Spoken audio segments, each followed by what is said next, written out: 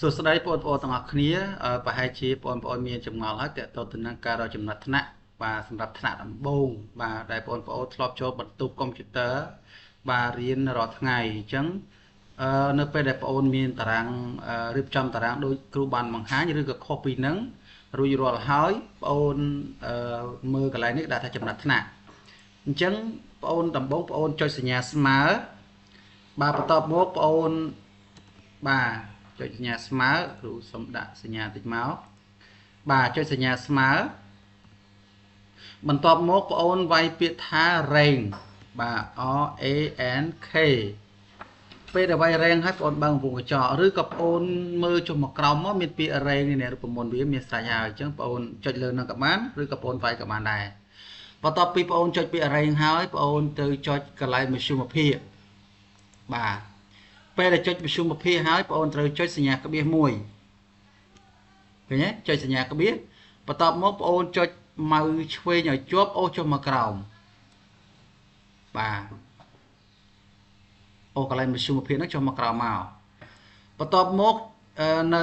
ពេលដែលបងប្អូនអូសចុះមកក្រោមហើយបងប្អូនជាធម្មតាបងប្អូនតែងប្រើប្រាស់កុំព្យូទ័រម៉ាកខុសគ្នា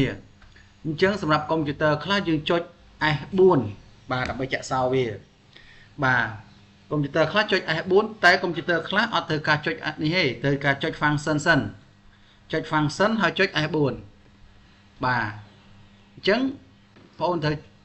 សម្គាល់កន្លែងហ្នឹងដែរពេលដែលបងប្អូនចុចបានប៉ុណ្ណឹងហើយបងប្អូនចុច Shift ហើយបិទរង្វង់កញ្ចក់មកវិញបន្ទាប់មក Enter បាទនេះគឺសម្រាប់សិស្ស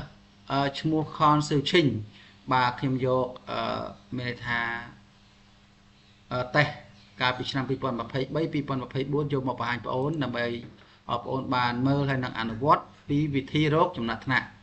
បាទបន្ទាប់មកបងប្អូនចុចពីពឹកនៅកន្លែងសញ្ញានេះក៏បានឬក៏បងប្អូនចុចម៉ៅឆ្វេងឲ្យជាប់អូសចុះមកក្រោមក៏បាន